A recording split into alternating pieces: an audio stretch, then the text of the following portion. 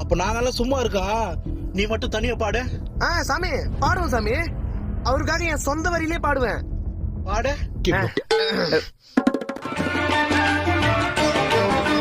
11 மாதம் பாவியா இருந்த கார்த்திகை மாதம் மாலை அணிந்த